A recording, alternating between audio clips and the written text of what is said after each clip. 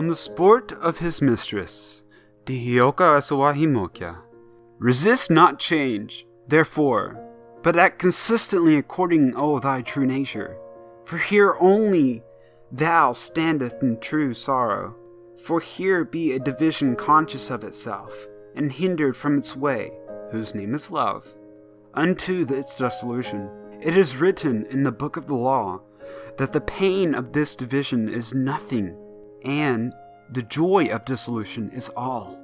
Now here then is an art and device of magic that I will declare unto thee, albeit it is a peril if thou be not fixed in that truth and that beatific vision whereof I have written in the 3 chapters foregoing. And it is this, to create an artifice of conflict in thyself, that thou mayest take thy pleasure of its resolution.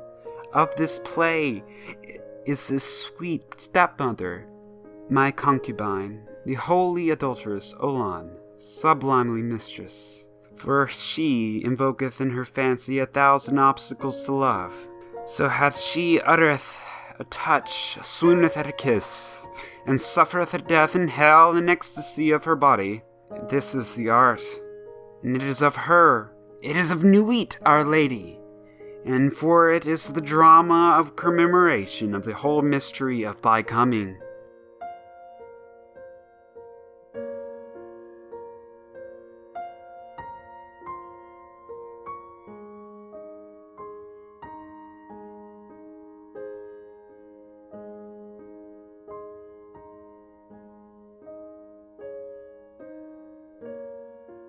On a danger in the sports of love.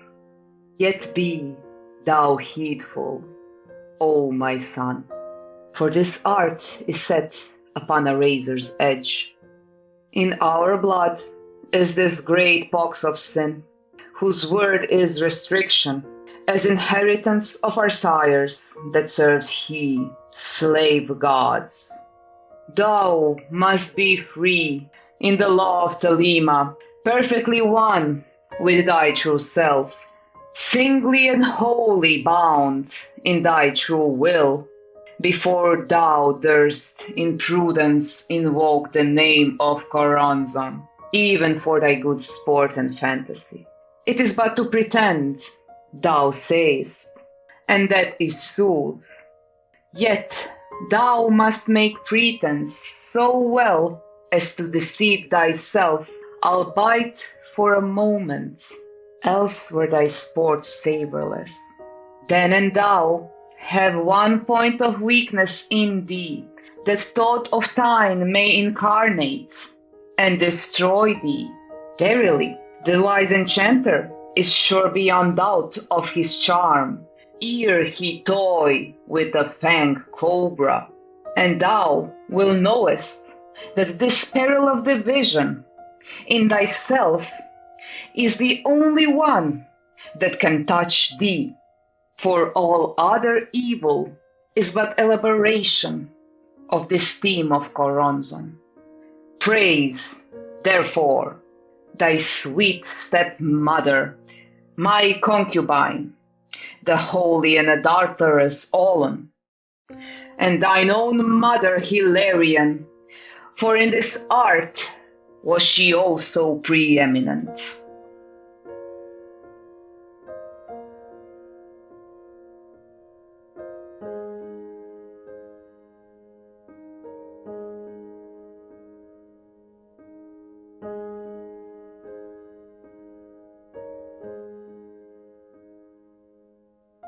De libidine secreta.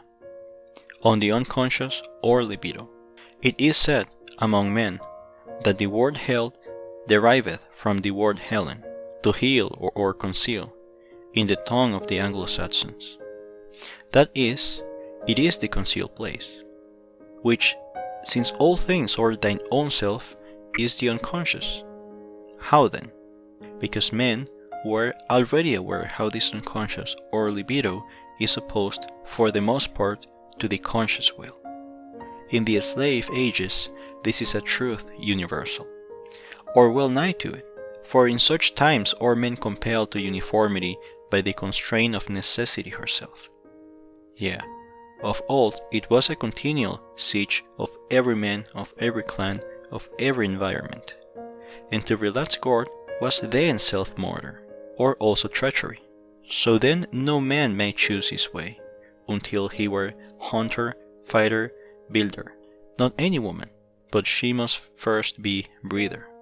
Now in the growth of states by organization came, stepping stealthily, a certain security against the grossest perils, so that a few men could be spared from toil to cultivate wisdom, and this was first provided by the selection of a caste pontifical. By this device came the alliance of king and priest, strength and cunning, fortifying each the other through the division of labor.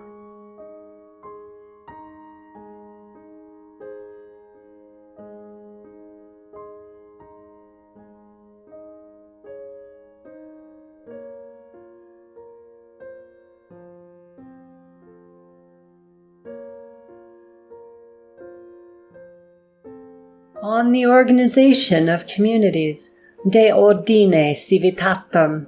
So presently, O my son, this first organization among men, by a procedure parallel to that of the differentiation of protoplasm, made the state competent to explore and to control nature, and every prophet of this sort released more energy and enlarged the class of the learned, until as it is, this day only a small proportion of any man's work must needs go to the satisfaction of first will essential and common, the provision of shelter, food, and protection. Verily also thou seest many women made free to live as they will, even to the admiration and delight of the sage, whose eye laugheth to contemplate mischief. Thus the duty of every unit towards the whole is diminished, and also the necessity to conform with those narrow laws which preserve primitive tribes in their struggle against environment. Thus the state needs suppress only such heresies as directly threaten its political stability, only such models of life as work manifest and proven hurt to others, or cause general disorder by their scandal. Therefore save, and except he interferes thereby with the root laws of commonwealth, a man is free to develop as he will according to his true nature.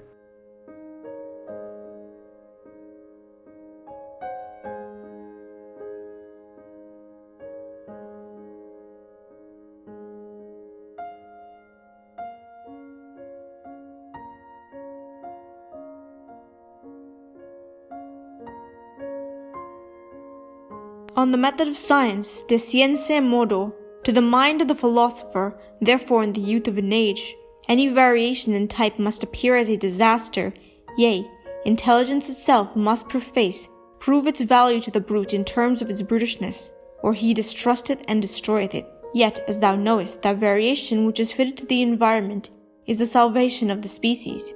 Only among men, his fellows turn ever upon the Saviour, and rend him, until those who follow him in secret, and it may be unconsciously, prove their virtue and his wisdom by their survival when his persecutors perish in their folly. But we, being secure against all primary enemies to the individual, or the common weal, nay, we must, if we would attain the summit of our race, devote all spare leisure, wealth, and energy to the creation of variation from the norm, and thus, by clear knowledge, bought of experiment and of experience, move with eyes well open upon our true path. So therefore our law of Thelema is justified, also of biology and of social science. It is the true way of nature, the right strategy in the war of man with his environment. It is the life of his soul.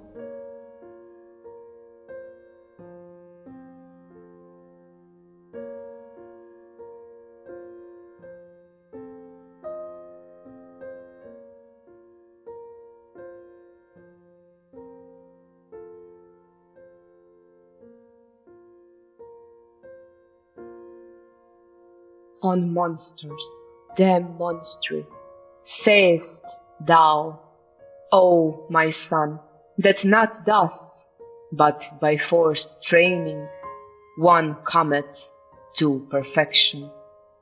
This indeed is sooth, that by artificial selection and well-watched growth and environment, one hath dogs, horses, pigeons, and the like, which excel their forebears in strength, in duty, in speed, as one will. Yet is this work but a false magical artifice, temporary and of illusion, for thy masterpieces are but monsters, not true variations, and if thou leave them, they revert swiftly to their own proper and authentic type, because that type was fitted by experience to its environment. So every variation must be left free to perpetuate itself or perish, not cherished for its beauty or guarded for its appeal to thine ideal, or cut off in thy fear thereof. For the proof of its virtue lieth in the manifestation of its power to survive and to reproduce itself after its kind.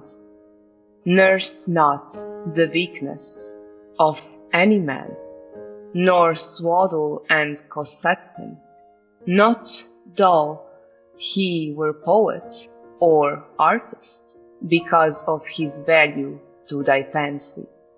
For if thou do this, he shall grow in his infirmity, so that even his work for which thou lovest him shall be enfeebled also.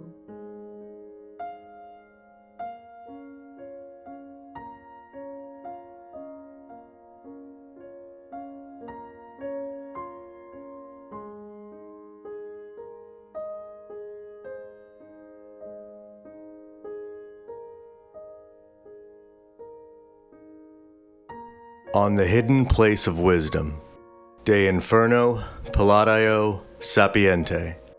Now then thou seest that this hell, or concealed place within thee, is no more a fear or hindrance to men of a free race, but the treasure house of the assimilated wisdom of the ages, and the knowledge of the true way.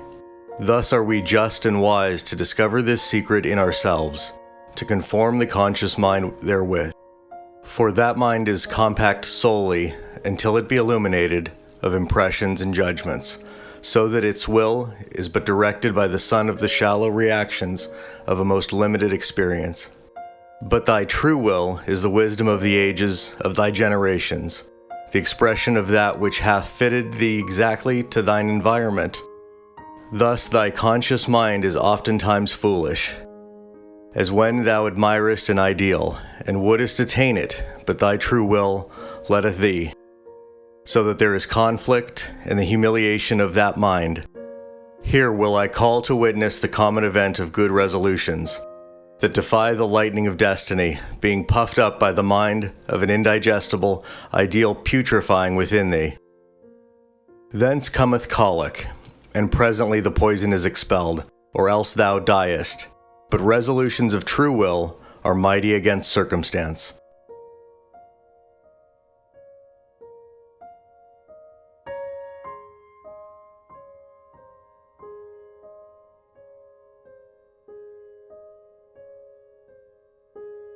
On the defects of the hidden will, de vietis voluntatis secretae. Learn moreover concerning this hell, or hidden wisdom, that is within thee, that it is modified, little by little, through the experience of the conscious mind, which feedeth it. For that wisdom is the expression, or rather symbol and hieroglyph, of the true adjustment of thy being to its environment. Now, then, this environment being eroded by time, this wisdom is no more perfect, for it is not absolute, but standeth in relation to the universe. So then a part thereof may become useless, and atrophy, as I will instance in his case, man's wit of smell, and the bodily organ corresponding degenereth therewith. But this is an effect of much time, so that in thy hell thou art like to find elements vain, or foolish, or contrary to thy present weal. Yet, O my son, this hidden wisdom is not thy true will, but only the levers, I may say so, thereof. Notwithstanding, here lieth therein a faculty of balance, whereby it is able to judge whether any element in itself is presently useful and benign, or idle and malignant. Here then is a root of conflict between the conscious and the unconscious, and a debate concerning the right order of conduct, how the will may be accomplished.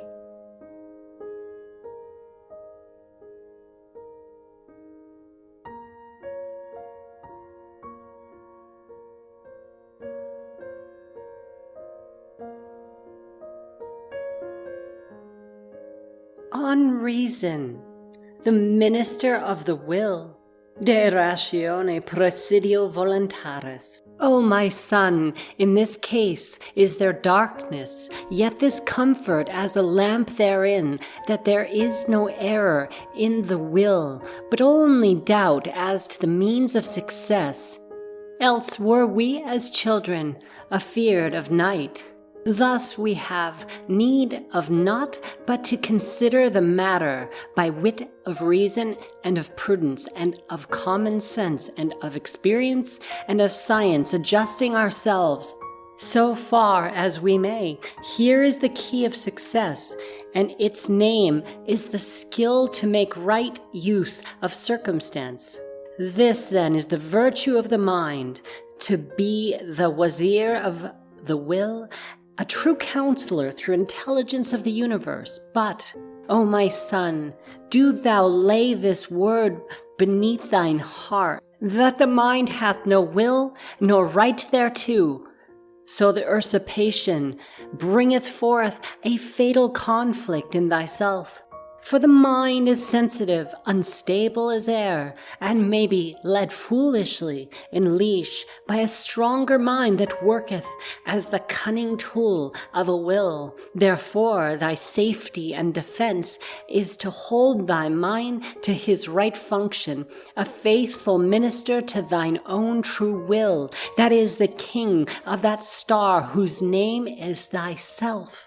By election of nature, heed well this, O my son, for thy mind, passive, is rightly a mirror to reflect all things clearly, without prejudice, and to remain unstained by them.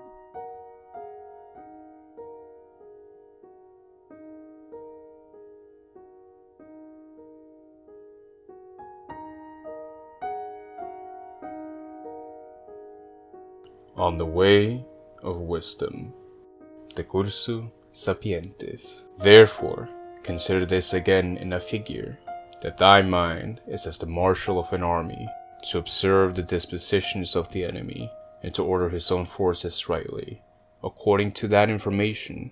But he hath no will, only obedience to the word of his king to outwit, to overcome the opposite. Nor doth that king make war by his own whim, if he be wise and true, but solely because of the necessity of his country and its nature, whereof he is but executive officer and interpreter, its voice as the marshal is its arm. Thus then do thou understand thyself, not giving place to thy mind to dispute thy will, nor through ignorance and carelessness, allowing the enemy to deceive thee, nor by fear, by imprudence and foolhardiness, by hesitation and vacillation, by disorder and the lack of firm correctness, by failure in elasticity or in obstinacy, each at its moment, suffering defeat in the hour of shock. So then, O my son, this is thy work, to know the word of thy will without error, and to make perfect every faculty of thy mind, in right order and readiness to impose thy word as law upon the universe. So mote it be.